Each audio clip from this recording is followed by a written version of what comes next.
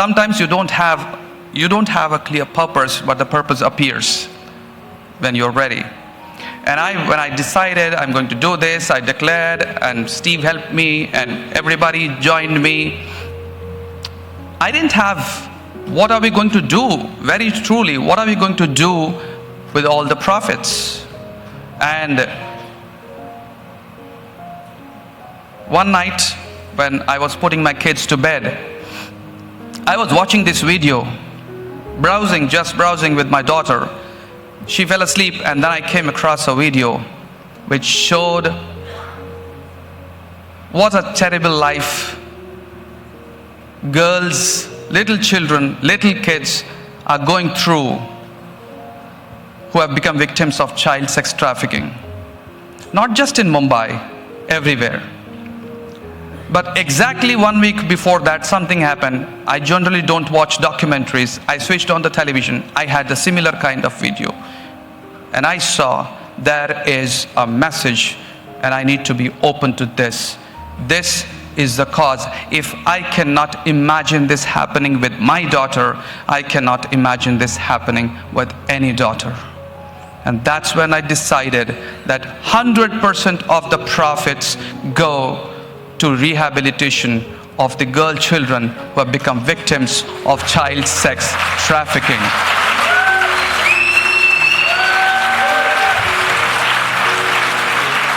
Thank you so much. We were looking for many different organizations, and thank you so much, Fiona Ross, who connected me with KRANTI, the organization. And we have a small video of the work that KRANTI is doing for these children who have become victims of child sex trafficking. Hello everyone, I hope that you're having a wonderful time at the Being Summit. My name is Robin, and I'm one of the co-founders of KRANTI, which, as you know, empowers girls from Mumbai's red light areas to become agents of social change. I cannot thank you enough for choosing to support KRANTI's work, but most of all, even more than that, thank you for supporting and believing in the KRANTI girls' dreams. Now, I was 25 years old when I started KRANTI, and after a decade of, not getting enough sleep and negotiating with traffickers, being beaten by the police, and all those regular things that come with this job, I was diagnosed with burnout at the age of 34. So in 2020, I moved here to a mud hut at 4,000 meters in the middle of the Himalayas without any light, water, electricity, toilet, anything.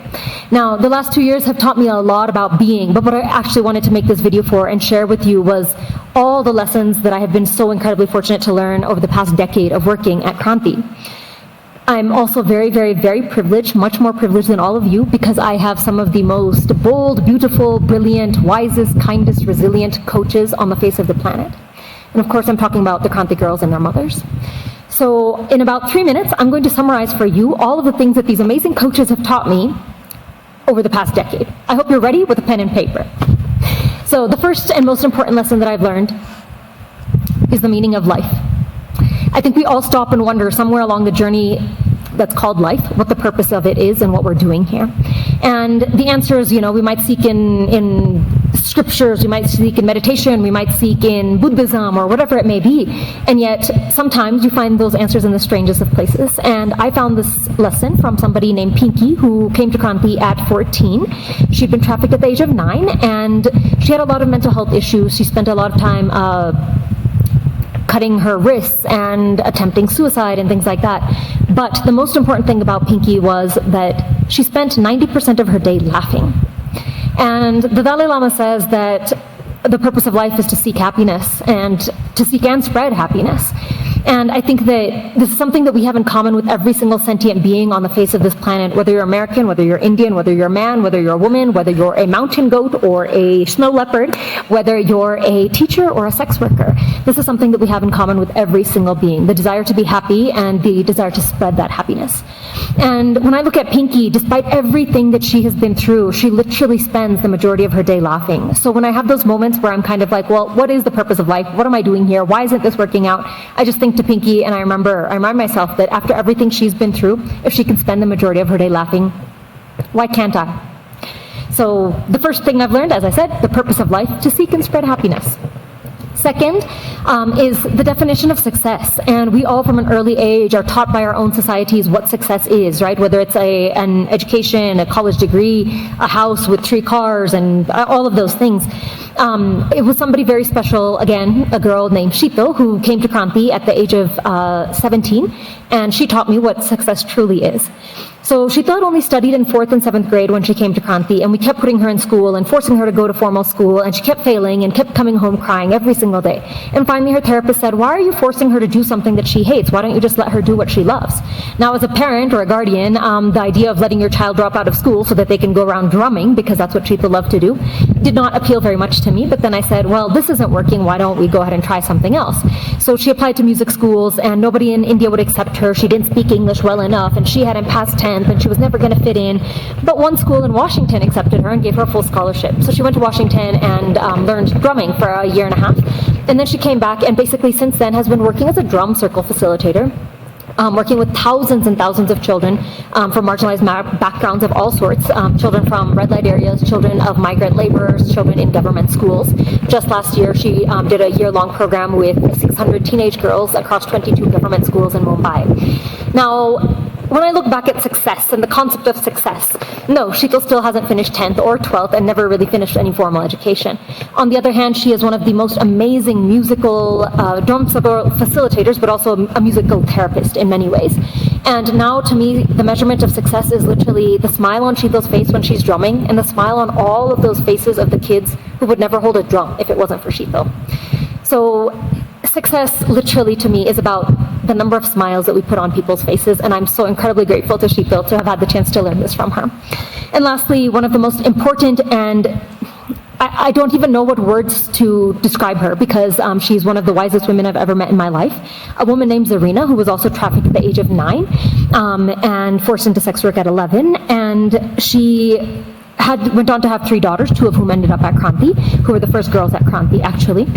But the day that I will never forget in my life is when one of the Kranti girls' mothers passed away in the red light area, and I was traveling at the time. And I'd heard from many of the girls that if you don't have somebody to take care of your body in the red light area, the brothel keepers will just dump your body out on the street and wait for the government to come pick it up, just like they do with dead dogs. And I said, you know, whatever happens, I cannot let this happen to this girl's mother. And I called the only person I knew who would be in the red light area at the time, Zarina, and she said, Robin, don't worry about it, I'll figure something out, I'll take care of the cremation, burial, everything. And she called me back in half an hour and said, I've arranged everything. But she said to me words that absolutely still to this day shatter my soul in many ways. I think we all know that sex work is not the easiest job in the world. But she said to me, Robin, I promise you, from this day onward, I will sleep with as many people as I need to in order to pay for the cremation or burial of a sex worker who dies here in this red light area. And I always thought of myself as a very generous person. You know, I'd give out 5 rupees or 10 rupees to somebody on the street when they're begging at the light or the signal. And this woman, when she said these words, really challenged me to stop and pause and think about whether or not I'm actually a generous person. Am I generous as Zarina? I know I'm not. And it's a hard question to ask ourselves. This illiterate, uneducated woman who's a sex worker, who was trafficked at the age of 9, never sat in a classroom her entire life, the depth of her soul is just something that, to me, I still strive to attain. So the biggest lesson that I've learned from this woman is, how do we find meaning in our lives? And the Dalai Lama also says that if you want to lead a meaningful life, live it for other people. This woman's never heard of the Dalai Lama or picked up a book by him or had the chance to, watch any of his teachings, and yet she inherently knows this in a way that I'm still striving to master. So, sorry, that was a bit long. I've made this 7 minutes now, but I just wanted to say, I hope that these women and these girls, these women and their inspirational lives really show you how much we have to learn from them. They are the most amazing coaches and teachers that I've ever had the chance to learn. I hope that these lessons are really useful to you in your life, wherever you go on from here. Thank you again for supporting Kranti's work, and also I wish you all the best in your personal journey of coaching, of self-growth, of self-realization. May you be blessed and given back 1,000,000-fold all that you have given to the world. Thank you.